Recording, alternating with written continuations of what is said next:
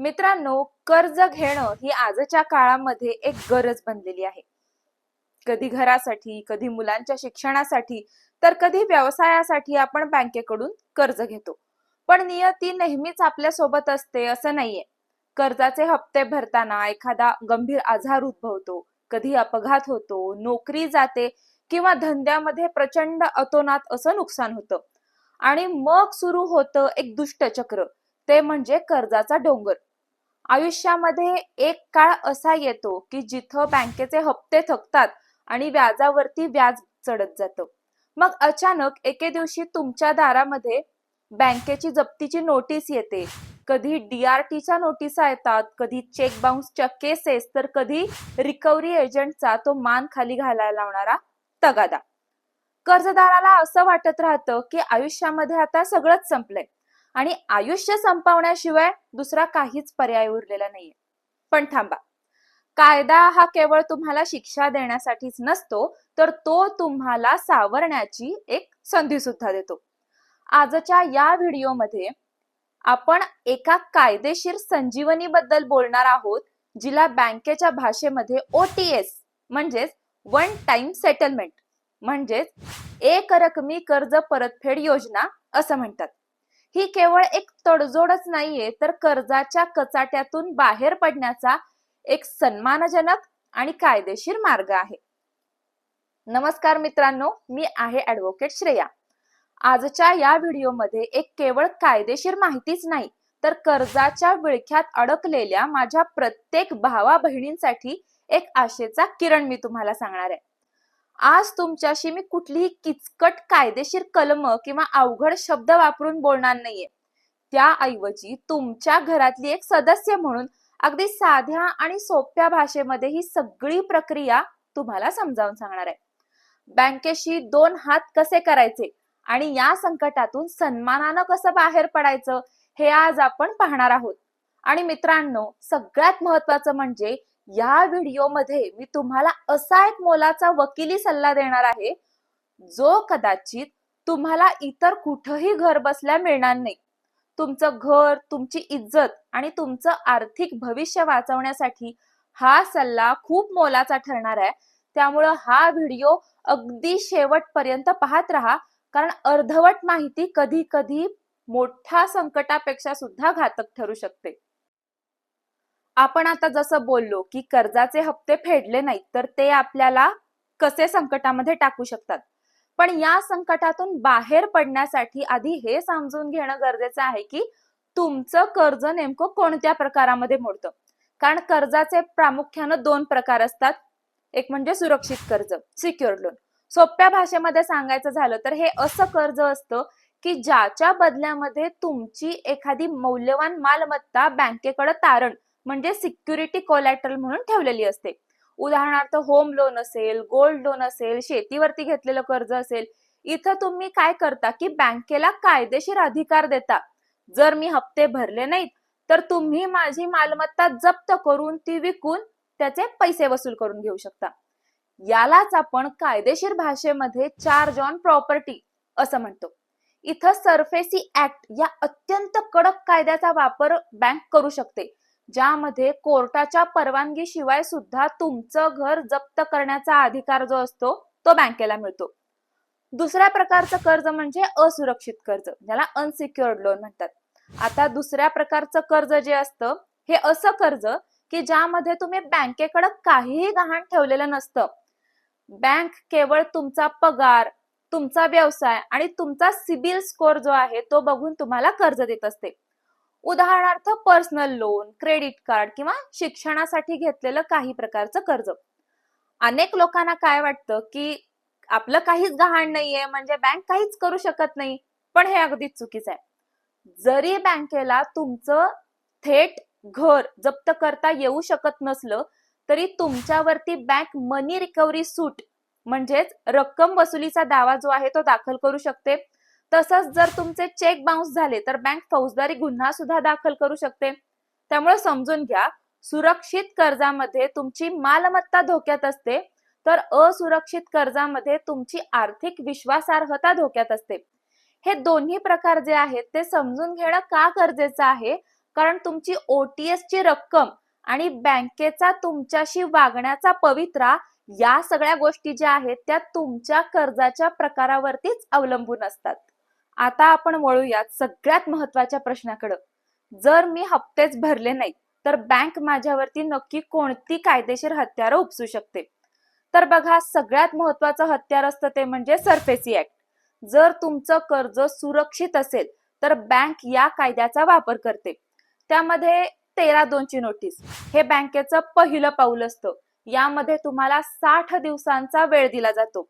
आता ही नोटीस आली की समजायचं आता घर वाचवण्यासाठी तुमच्याकडे ही शेवटची संधी आहे. त्यानंतर येते 13(4) ची नोटीस.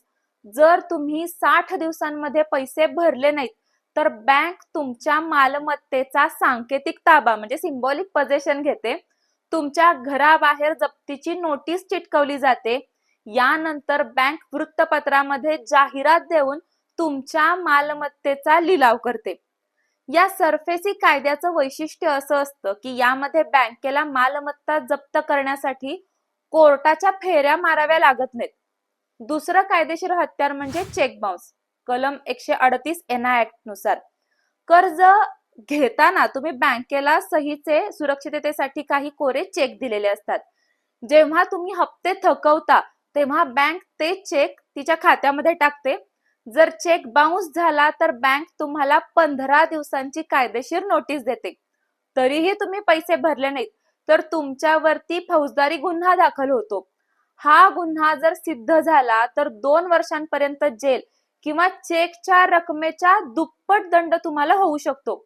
लक्षात घ्या, ही केस फक्त वसुलीसाठीच नसते तर तुम्हाला शिक्षा देण्यासाठी सुद्धा असते.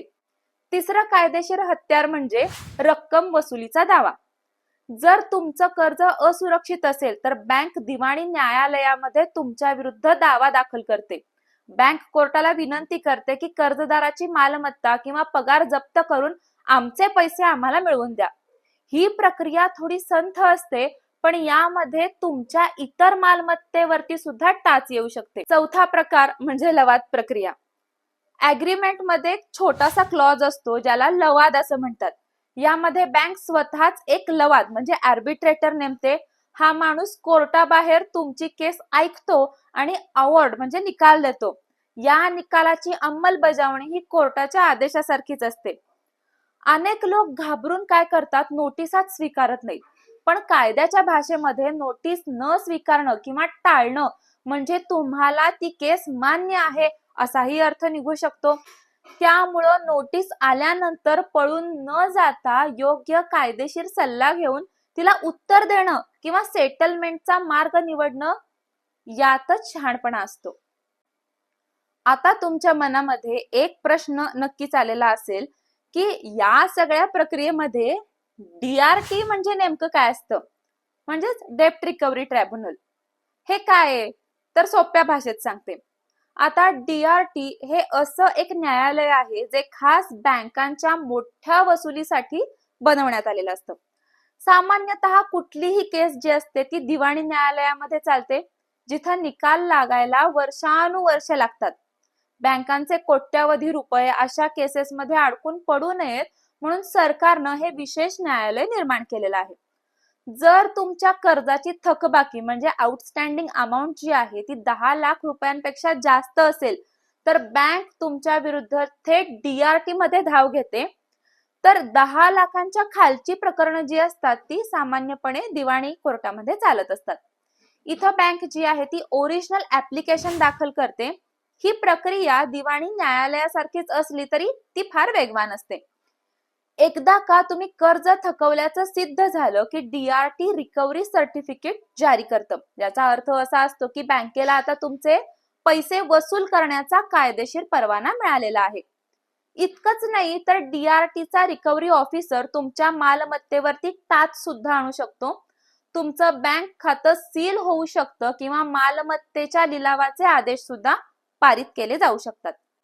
पण एक वकील म्हणून मी तुम्हाला याची दुसरी जमेची बाजू अशीही सांगते, जर बँकेनं सरफेसी ऍक्ट अंतर्गत तुमच्यावरती चुकीची कारवाई केलेली असेल तर तुम्ही सुद्धा बँकेच्या विरोधात DRT मध्ये दाद मागू शकता. ज्याला सिक्युरिटायझेशन ऍप्लिकेशन असं म्हणतात. याद्वारे तुम्ही बँकेच्या प्रक्रियेवरती स्थगिती म्हणजे स्टे सुद्धा मिळवू शकता. थोडक्यात सांगायचं झालं तर DRT हे बँकांसाठी वसुलीचं केंद्र असलं तरी कर्जदारांसाठी आपली बाजू मांडण्याचं एक कायदेशीर व्यासपीठ असतं. जर तुमची केस DRT मध्ये गेलेली असेल तर प्रकरण गंभीर आहे हे ओळखून तातडीनं कायदेशीर सल्ला घेणं खूप जास्त गरजेचं आहे. मात्र लक्षात ठेवा, तुमची केस तिथं प्रलंबित असली तरी OTS चा दरवाजा नेहमीच उघडा असतो, कारण अनेकदा लांबणारी कायदेशीर लढाई टाळण्यासाठी बँक तिथंच तडजोड करायला सुद्धा तयार होऊ शकते. आता आपण अशा 2 शब्दांबद्दल बोलणार आहोत जे तुमच्या बँकिंग प्रोफाईलचं भवितव्य ठरवत असतात. ते म्हणजे NPA आणि सिबिल स्कोर. अनेकदा कर्जदाराला असं वाटतं की 1-2 हप्ते थकवले म्हणजे काय फार मोठा आभाळ कोसळणार आहे का? पण बँकेचं गणित जे असतं ते थोडंसं वेगळं असतं. आता NPA म्हणजे काय तर नॉन परफॉर्मिंग असेट. सोप्या भाषेमध्ये सांगायचं झालं तर जोपर्यंत तुम्ही हप्ते भरत असता तोपर्यंत तुमचं कर्ज बँकेसाठी असेट म्हणजे मालमत्ता असतं. पण जेव्हा तुम्ही हप्ते भरणं बंद करता तेव्हा बँक ते खातं NPA म्हणून घोषित करते. जर तुम्ही सलग 90 दिवस म्हणजेच 3 महिने कर्जाचा हप्ता किंवा व्याजच भरलं नाही तर बँक तुमचं खातं NPA श्रेणीमध्ये टाकून देते. एकदा का खातं NPA झालं की मगाशी आपण पाहिल्याप्रमाणे बँक तुमच्यावरती सरफेसी किंवा DRT सारखी कायदेशीर कारवाई सुरू करतं. म्हणजेच हे 90 दिवस तुमच्यासाठी एक डेंजर लाईन असते. दुसरी महत्वाची गोष्ट म्हणजे तुमचा सिबिल स्कोर. तुम्ही हप्ता वेळेवर भरला की सिबिल स्कोर वाढतो आणि एकही हप्ता चुकवला की तो धाडकन खाली कोसळतो. जेव्हा तुम्ही पूर्ण कर्ज फेडतात तेव्हा सिबिल मध्ये क्लोज्ड असा शेरा येतो. पण जेव्हा तुम्ही OTS चा मार्ग अवलंबता तेव्हा तिथं सेटल्ड असा शेरा येतो. याचा अर्थ असा होतो की या माणसानं बँकेचे पूर्ण पैसे दिलेले नाहीयेत तर बँकेनं या माणसावरती दया दाखवून त्याला सवलत दिलेली आहे. त्यामुळे पुढची 7 ते 10 वर्ष तुम्हाला कर्ज देताना बँकेला 10 वेळा विचार करावा लागतो. अनेकदा आता काय होतं की बँकेचे जे रिकव्हरी एजंट असतात ते तुम्हाला असं सांगतात की सर OTS करून टाका ना, सिबिलला काहीच होत नाही. पण हे अगदीच खोटं आहे. OTS केल्यानंतर सिबिल स्कोर वरती नकारात्मक परिणाम होतोच, पण जर तुमचं घर वाचवायचं असेल किंवा कोर्टाच्या कचाट्यातून बाहेर पडायचं असेल तर सिबिल खराब होणं एक छोटा तोटा मानून लोक OTS चा मार्ग निवडतात. थोडक्यात सांगायचं तर NPA म्हणजे बँकेसोबतच्या नात्याचा अधिकृत शेवट आणि सिबिल वरचा डाग म्हणजे तुमच्या आर्थिक भविष्यावर लागलेली टांगती तलवार. आता या व्हिडिओचा आत्मा म्हणजे OTS. आता OTS म्हणजे नेमकं काय हे आपण समजून घेऊयात. सोप्या भाषेमध्ये सांगते. OTS म्हणजे बँक आणि तुमच्या मधला एक असा सुवर्ण मध्य असतो. जेव्हा बँकेला हे लक्षात येतं की कर्जदार हा पूर्ण पैसे भरू शकत नाहीये आणि कायदेशीर लढाईत जर आपण पडलो तर वसुलीला फार वेळ लागणार आहे, तेव्हा बँक स्वतःहून असं म्हणते की ठीक आहे बाबा, पूर्ण रक्कम काही नको पण ठराविक रक्कम तरी दे आणि हे प्रकरण जे आहे ते आपण कायमचं मिटवून टाकूयात. हे OTS कसं काम करतं याचं एक उदाहरण सांगते. समजा व्याजासह तुमची एकूण थकबाकी 1.5 लाख रुपये झाली आहे, तर बँक तुम्हाला ऑफर देऊ शकते की तुम्ही आम्हाला एक रकमी 60,000 रुपये द्या, आम्ही उरलेले 90,000 रुपये आहेत ते माफ करून टाकू आणि तुमच्या विरुद्धच्या सगळ्या केसेस ज्या आहेत त्या सुद्धा परत घेऊ. मग अनेकांना असा प्रश्न पडतो की बँक इतकी कशी काय दयाळू झालीये? तर लक्षात घ्या, हे काही दयेपोटी नसतं, तर हे निव्वळ व्यवहारापोटी असतं. पहिली गोष्ट म्हणजे बँकेला त्यांचे बुडीत आकडे NPA कमी करायचे असतात. दुसरी गोष्ट म्हणजे कोर्टाच्या फेऱ्या, वकिलांची फी आणि रिकव्हरी एजंटचा खर्च वाचवण्यासाठी बँक पदरात पडणाऱ्या रोख रकमेला प्राधान्य देते. आणि तिसरी गोष्ट म्हणजे मालमत्तेचा लिलाव करणं आणि कायदेशीर प्रक्रिया पूर्ण करणं हे बँकेसाठी फार किचकट काम असतं. मात्र एक गोष्ट गाठीशी बांधून ठेवा की OTS हा तुमचा कायदेशीर हक्क नसून ती बँकेनं दिलेली एक सवलत असते. तुम्ही बँकेवरती सक्ती करू शकत नाही की मला सूटच द्या. पण जर तुमचं कारण खरोखरच जेन्युइन आहे बाबा, उदाहरणार्थ घरात कुणीतरी गंभीर आजारी आहे, कुणाचा तरी अपघात झालाय किंवा तुमचा व्यवसाय पूर्णपणे ठप्प झालाय, तर अशा मानवतावादी कारणांचा विचार करूनच बँक तुम्हाला चांगली सूट देऊ शकते. आता ही सेटलमेंटची रक्कम जी आहे ती कशी ठरते ते आपण पाहूयात. आता सेटलमेंटची रक्कम किती असेल याचा कुठलाही एक फिक्स असा फॉर्म्युला नसतो. बँकिंग व्यवहारामध्ये काही ठराविक गणितं मानली जातात. जेव्हा बँक सेटलमेंट करते तेव्हा प्रामुख्यानं ती 3 गोष्टी पाहते. एक म्हणजे मुद्दल प्रिन्सिपल, दुसरं म्हणजे व्याज इंटरेस्ट आणि तिसरं म्हणजे दंड म्हणजे पेनल्टी. आता असुरक्षित कर्जाचं गणित काय असतं ते आपण पाहूयात.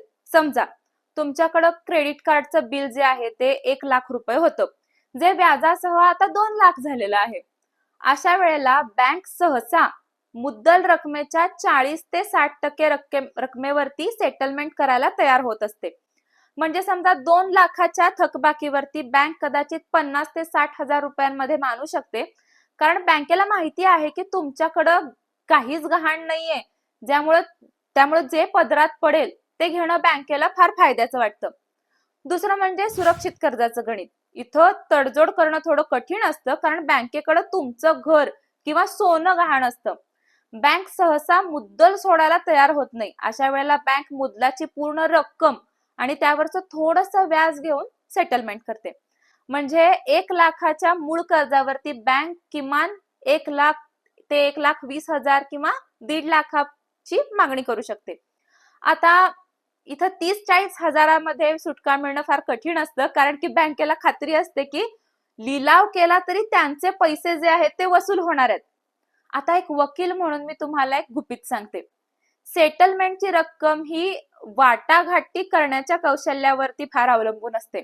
जर तुमच्याकडं बँक आणि कोर्टाला दाखवण्यासाठी एखादं भक्कम कारण असेल, उदाहरणार्थ मेडिकल इमर्जन्सी असेल किंवा तुमची नोकरी गेली बाबा, तर बँक तुम्हाला अधिक सूट देऊ शकते.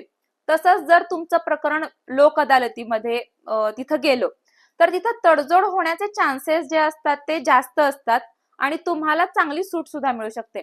पण लक्षात ठेवा, ही रक्कम ठरवताना तुमच्या खिशाला परवडणारी रक्कम आहे तीच सांगा, कारण एकदा का रक्कम निश्चित झाली की ती ठरलेल्या मुदतीतच तुम्हाला फेड करावी लागते. आता प्रत्यक्ष मैदानात उतरून बँकेशी 2 हात कसे करायचे याची स्टेप बाय स्टेप प्रक्रिया जी आहे ती जाणून घेऊयात.